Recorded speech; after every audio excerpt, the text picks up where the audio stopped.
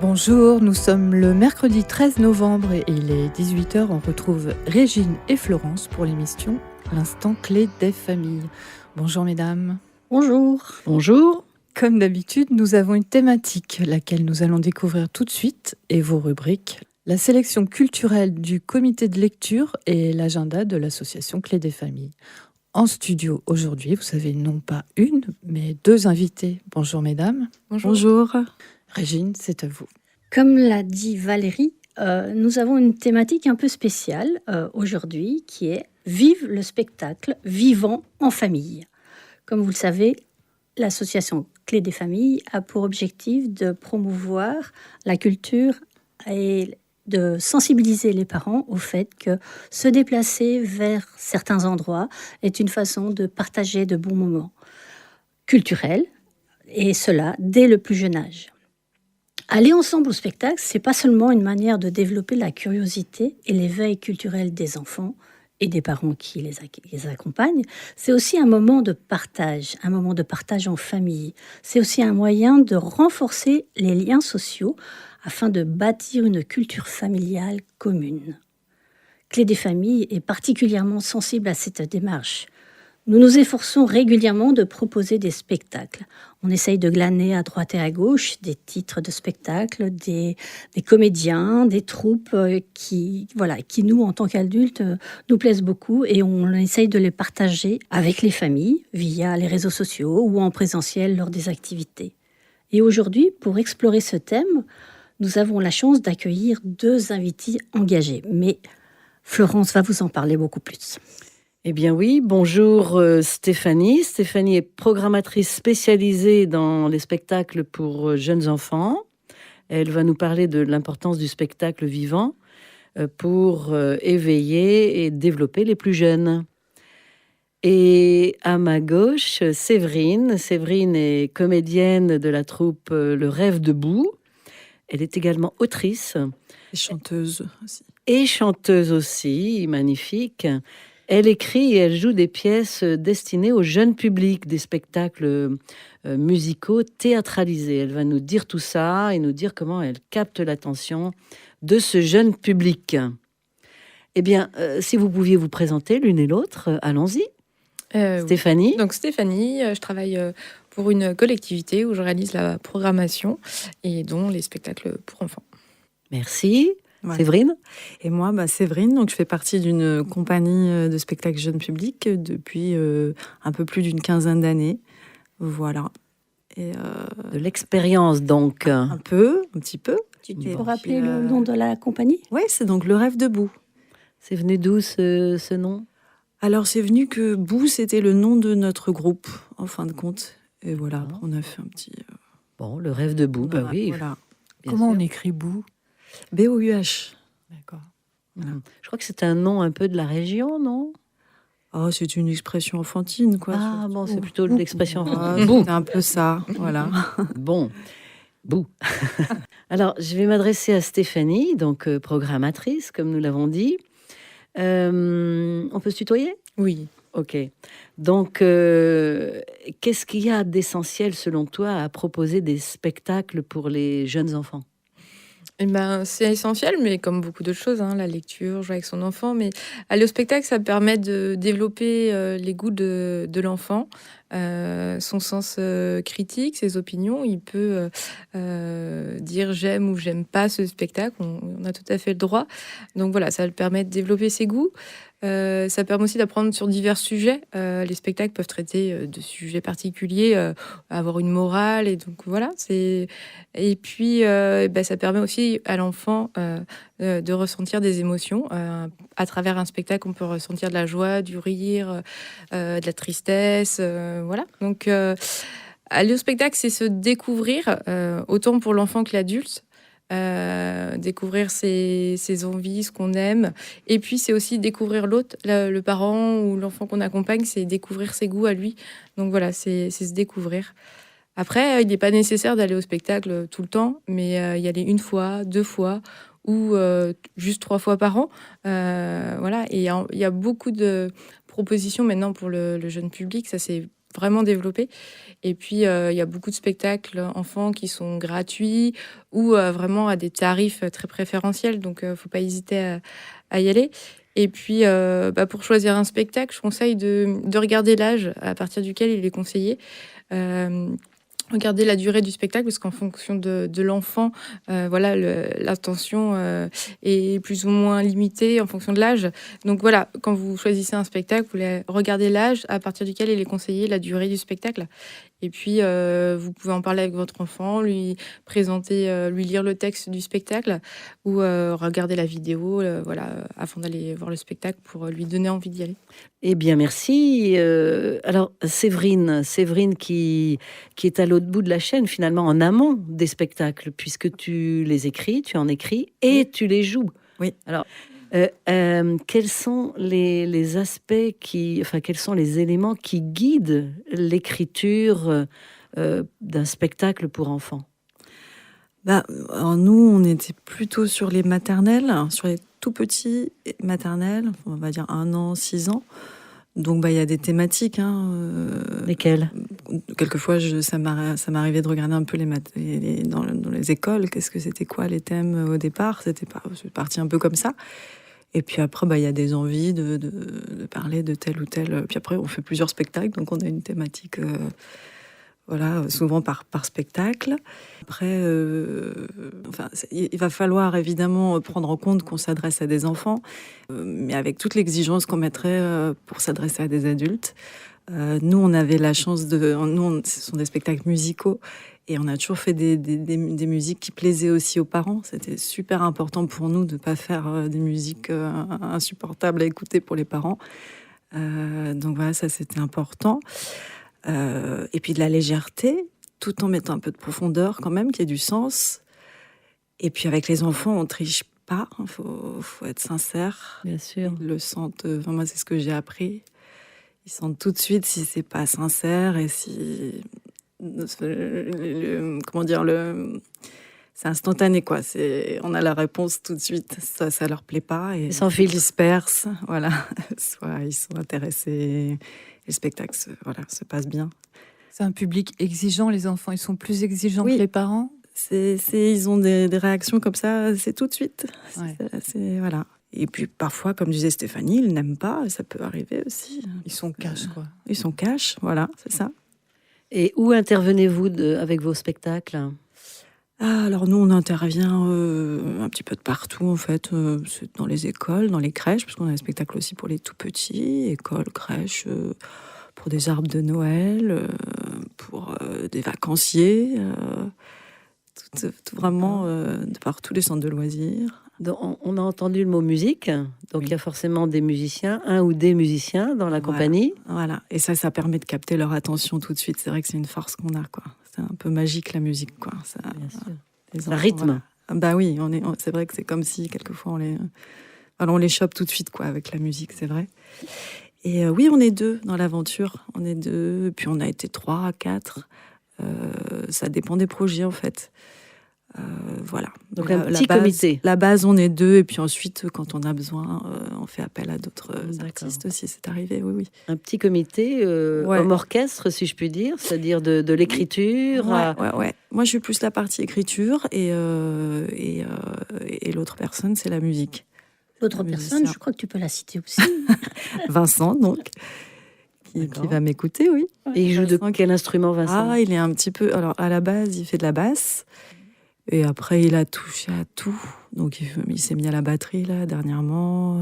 Voilà. Et puis, dans les spectacles pour les enfants, on aime bien que ce soit... qu'il y ait plein d'instruments, quoi. Du coup, il s'est essayé à plein de choses. À la flûte, des petits instruments, des petites percussions, tout ça. Ça intéresse beaucoup les enfants. Bien, merci. Multi-instrumentiste. Oui, c'est ça, multi-instrumentiste. J'avais une petite question à poser à Stéphanie. qui intervient 2 fois par an à l'association. Elle vient rencontrer les jeunes parents avec leurs petits pour leur parler de l'importance de venir et aussi pour déculpabiliser les parents qui pourraient se dire ben non, ils sont trop petits, ils risquent de faire du bruit. Et Stéphanie a des mots magiques. Est-ce que tu veux expliquer ce que tu leur racontes? Oui, en fait, le spectacle aussi, c'est pour que les enfants ils éprouvent des émotions et donc c'est pas forcément dérangeant toujours si l'enfant rit ou bouge à sa place. Ça veut dire que le spectacle il fonctionne et donc voilà, donc il faut pas trop s'inquiéter. Voilà, on est habitué dans les spectacles pour les enfants que voilà. Il faut un peu d'interaction, Ouais. pas trop. Pas C'est trop. c'est une juste mesure. Voilà. Voilà, Ouais. et après, si l'enfant n'aime pas intéressé, pas captivé, il faut pas hésiter à sortir de la salle ou à se mettre sur le côté. Voilà, faut pas culpabiliser, dire ou passer un mauvais moment pendant le spectacle et rester 20 minutes, 30 minutes à retenir son enfant. Non, voilà, s'il accroche pas, si ça marche pas, eh ben on sort, on s'éloigne, on sort de la salle. Voilà, faut pas s'inquiéter, ça arrive à tous les spectacles, ça arrive. Donc voilà, et des fois c'est que le spectacle il faut justement qu'on disait découvrir les goûts de l'enfant, c'est que il y a des enfants qui vont aimer la musique, il y en a qui vont pas aimer, qui vont être plutôt les clowns, le visuel. Donc voilà, c'est ça, c'est aussi découvrir ce que son enfant aime et voilà. Et des fois, moi j'ai emmené mon enfant à voir un spectacle musical, il accroche pas et lui il est plutôt théâtre. Donc voilà, c'est aussi se découvrir et il a le droit de pas aimer et c'est pas parce que ça fonctionne pas sur ce spectacle-là que ça fonctionnera pas sur le prochain spectacle avec votre enfant, quoi. C'est un spectateur à part entière. Il a ses goûts, comme nous, les adultes. Et c'est pas parce qu'il bouge, qu'il soit un petit peu interactif trop, trop violemment que pour autant il ne retiendra rien. C'est comme quand on raconte des histoires, c'est pas parce qu'il bouge qu'il n'écoute pas. Donc il restera quelque chose, ne serait-ce que le temps partagé avec ses parents, ou son tante, ou son oncle, ou son grand-père, et aussi la découverte que il y a d'autres enfants qui sont là aussi et qui vivent des émotions. Et je pense que ce temps partagé, c'est ce que vous proposez, autant dans ta programmation, autant que par le spectacle. C'est le retour que nous, on a au niveau de l'association quand les parents ont été écouter ou voir un spectacle en disant « Ah, mais ça s'est super bien passé ». Et certains, des fois, disent « Oh non, il était trop, je suis partie ». Et c'est là que Stéphanie intervient régulièrement en disant « Mais c'est pas grave, la prochaine fois, tu reviendras avec lui. » Et puis, il aura grandi.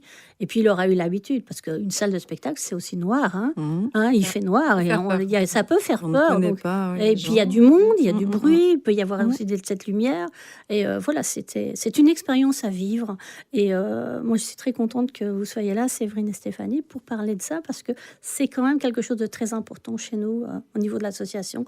Ce partage qu'il peut y avoir, autant pour d'autres activités, mais là pour les spectacles et les retours qu'on en a. En résumé, d'après ce que vous nous avez dit, le spectacle vivant, il est finalement sur scène, parce qu'il y a des comédiens, ça n'est pas un film, ça n'est pas une projection d'image. Et c'est un spectacle vivant sur la scène et dans la salle, avec les enfants qui s'expriment, qui expriment leur sensibilité, Il faut, c'est vrai qu'une fois, on avait expliqué que ce n'est pas la télévision, qu'on ne pouvait pas faire des allers-retours. Voilà. Mais ça se passe très bien en général. Il n'y a pas de pause pub. Non, pas de pause pub. Avez-vous des retours des familles ou même des enfants directs et quels sont-ils et est-ce que vous pourriez les caractériser ou en citer quelques-uns ou qui vous auraient marqué à un moment ou à un autre? Ça fait toujours plaisir, tant quand on est programmatrice que quand on est comédienne et créatrice du spectacle, d'avoir des retours directs, n'est-ce pas? Déjà, la sortie du spectacle, quand ils ont le sourire, quand les enfants, les parents ont le sourire, ou qu'ils nous disent c'est trop bien, voilà, on se dit que voilà, on a réussi.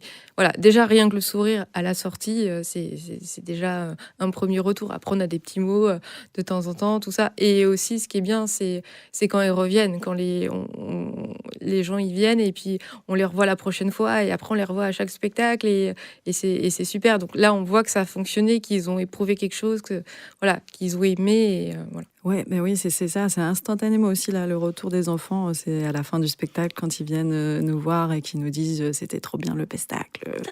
Ça fait vraiment plaisir. Quand leurs yeux brillent. Ah oui, on fait ça pour ça. Mais un petit mot d'enfant, non? Peut-être qui vous serait remonter en mémoire? Enfin, je vous prends au Nous, débeauté, là. Hein. on avait dit, c'est vrai qu'on avait raconté à Régine cette petite anecdote qu'une fois, il y a une maîtresse qui nous avait appelé pour nous dire est-ce qu'il vous reste des CD de... Alors, ça s'appelait Lulu Patacru, c'est le premier spectacle de la compagnie. Bon, je trouvais il nous en restait quelques-uns dans les tiroirs. Et en fait, la petite fille, sa maison avait brûlé, en fait.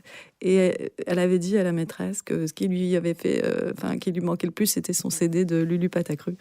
C'est vrai que super. ça nous avait beaucoup touchés. Si je puis dire, ça fait chaud au cœur. Ça fait chaud au cœur. Bien, merci pour ces retours. Pardon, vous voulez rajouter quelque chose? Moi aussi, j'ai eu un retour de Régine un jour d'une maman qui osait pas forcément aller au spectacle et qui avait fait un retour après comme quoi elle était venue avec ses filles et qu'elle avait passé un super moment. Donc, et que voilà, c'est des personnes qui n'étaient pas encore allées au spectacle et qui peut-être on reverra plus tard. Oui, les graines que vous avez semées, que vous semez les unes et les autres, germent progressivement, n'est-ce pas? Mais oui, j'espère. On a besoin de poésie dans le monde actuel. Oui. Bien. Et est-ce que vous auriez par hasard un message à faire passer, là, l'une et l'autre, pour inciter ou pour... Venez, n'ayez pas peur, venez. Et puis, comme disait Régine, vous allez partager un bon moment avec vos enfants. Et moi, c'est vrai, personnellement, les spectacles où j'ai emmené mes enfants quand ils étaient petits, je m'en souviens. C'est inoubliable, les souvenirs. Je pense que c'est fort quand même. Ouais. On se crée une culture commune. Et on peut parler de quelque chose qu'on a vécu ensemble. Exactement. Eh bien, merci à nos invités pour ces échanges inspirants.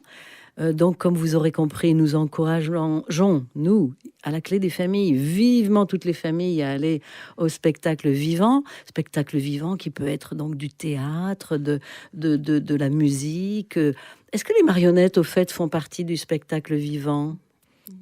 Oui, tout. On peut dire ça? Oui, je pense que oui. Bon, parce que ça bouge, les marionnettes, donc c'est vivant. Il y a une personne derrière. Exactement. C'est ça le spectacle vivant.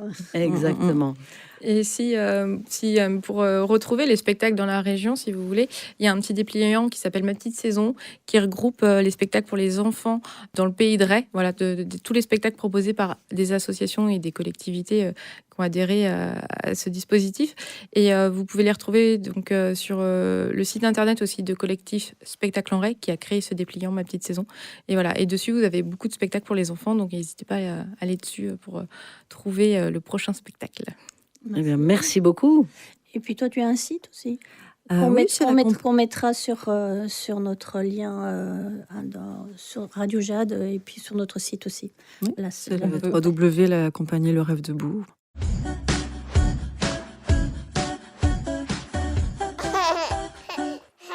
On passe maintenant donc à la rubrique lecture. Quels sont vos choix, mesdames, pour ce mois de novembre?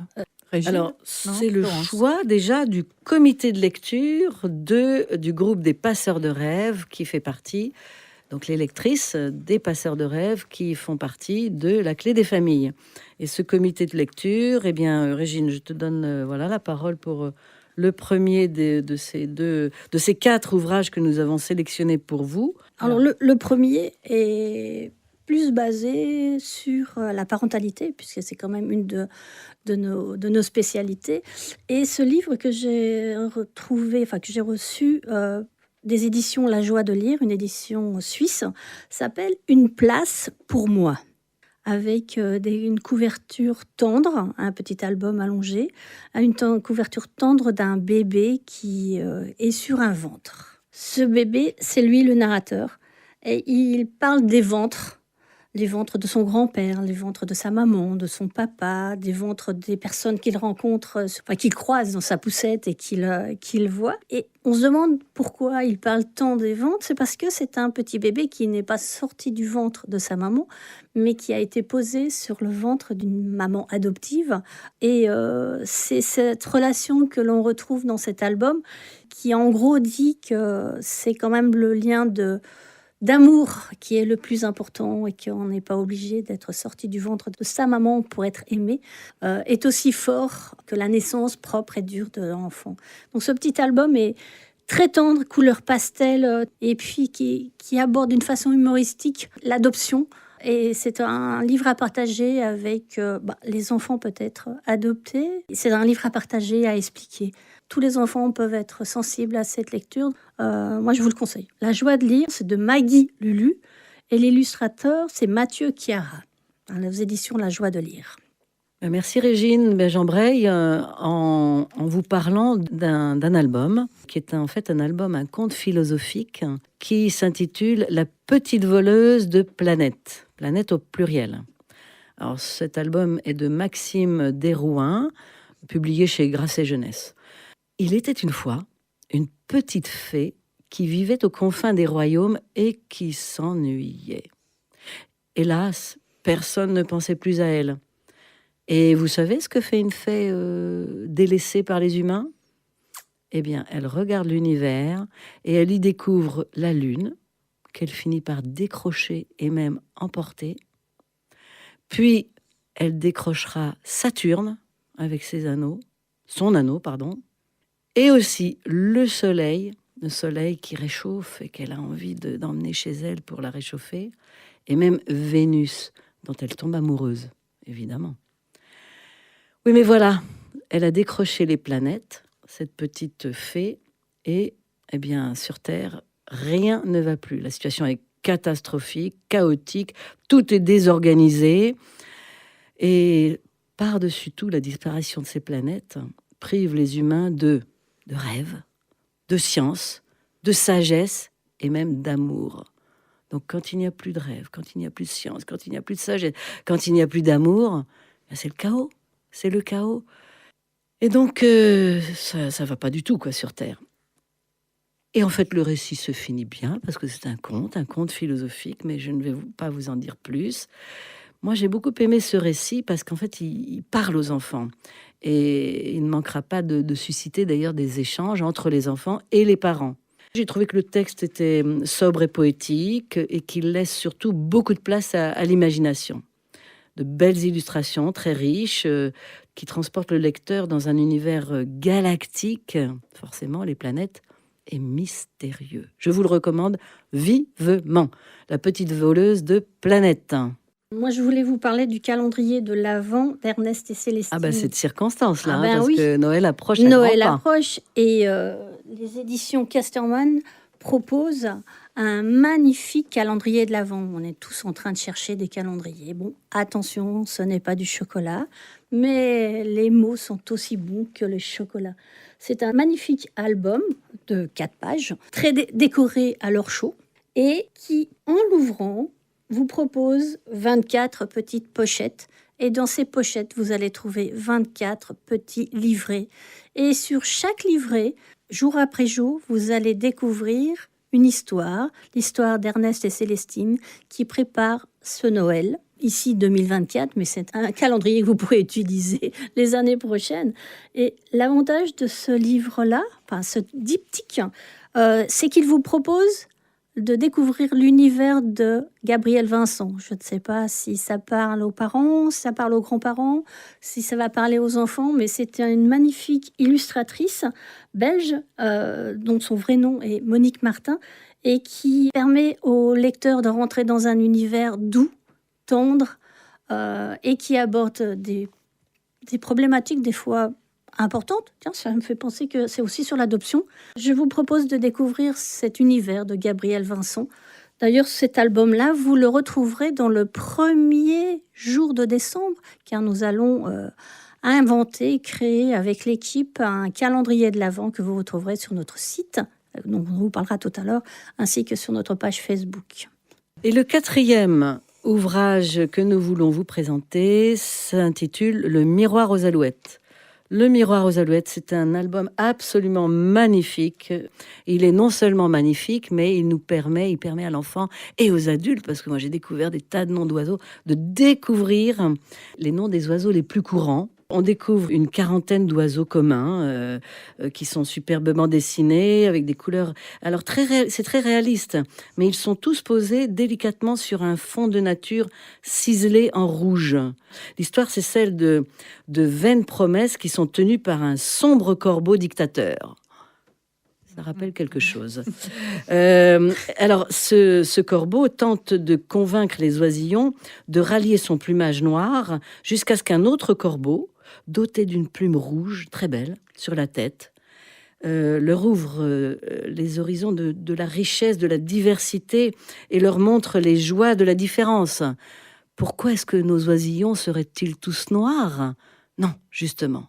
La différence, l'ouverture, voilà, les mots-clés, c'est en fait diversité, différence, rester soi-même. Il y a aussi le mot emprise, parce que l'affreux corbeau, il voulait les mettre sous emprise. Et c'est paru aux éditions Baliverne. Magnifique, je vous le recommande vivement. Et là aussi, ça peut être un très très beau cadeau de Noël. On entame la dernière rubrique de cette émission, l'agenda, et quels vont donc être les rendez-vous à venir, mesdames. Novembre, c'est le mois des tout-petits. Et ça, c'est très important. Tu nous en dis 2 mots, Régine ? Oui, le mois des tout-petits, c'est quelque chose d'exceptionnel. Pendant ce mois de novembre, les enfants et les parents peuvent aller presque tous les jours, même faire 2 ou 3 activités par jour, et de découvrir des spectacles, de découvrir des lecteurs, de découvrir des activités en rapport avec la petite enfance. Donc, 19 et 21 novembre, à la médiathèque de Saint-Père-en-Retz, il y a l'atelier Les Petits Explorateurs d'Histoire, donc animé bien sûr par la Clé des Familles. La même chose à Pornic le 22 novembre. Et puis, on répète ça aussi au Moutier-en-Retz le 28 novembre. Une autre activité, le 30 novembre, vous savez que le 30 novembre, c'est le Téléthon. 29-30 novembre. Voilà, et bien le 30 novembre, à Chauvet, à la salle de l'Éclair, il y aura une animation en récréation, des histoires de Noël, de la créativité, des douceurs. Ça, c'est à Chauvet. On passe en décembre. En décembre, à la médiathèque de Pornic, il y aura la petite clé qui lit sur le thème de l'hiver, de Noël, de toutes ces festivités si douces aux enfants. Le 10 décembre, on a de nouveau les petits explorateurs d'histoire au centre Montval de Pornic. Là aussi, sur la thématique de l'hiver, de Noël, c'est ça, je ne me trompe pas, Régine ? Bon, voilà. Ça, ce sont hormis les rendez-vous réguliers hebdomadaires de la Clé des Familles, voilà un petit peu les rendez-vous exceptionnels pour ces mois de novembre et de décembre. On vous parlera, il y en aura d'autres après la prochaine émission. Il y en a plein dans nos tiroirs. Et le site internet, est-ce il avance ? Ah oui, ça y est, il fonctionne bien. Vous ça y pouvez est. tous y aller, vous abonner. On a besoin d'abonnés. Vous savez bien qu'en numérique, on a besoin d'être liké, d'être commenté. Donc n'hésitez pas de vous abonner à notre site On qui peut est... rappeler l'adresse. Oui, C'est vas-y. très très très simple, c'est clédesfamilles.org Alors clé, CLEF. avec un F parce que culture, loisirs, éveil et formation. J'aurais pas dû vous lancer. On a terminé ? Eh ouais. Eh bien, merci mesdames. On se retrouve en décembre, le 2e mercredi. Le mercredi 11 décembre à 18h, Sur même l'antenne de endroit, Jeanne FM. même chaîne. Parfait. Merci beaucoup. Merci à vos invités, Stéphanie. Merci. Merci Stéphanie, Merci Séverine, Séverine. merci Valérie, à bientôt. Et on retrouve aussi cette émission en podcast sur le site de, je fais un petit peu de pub, jadefm.fr.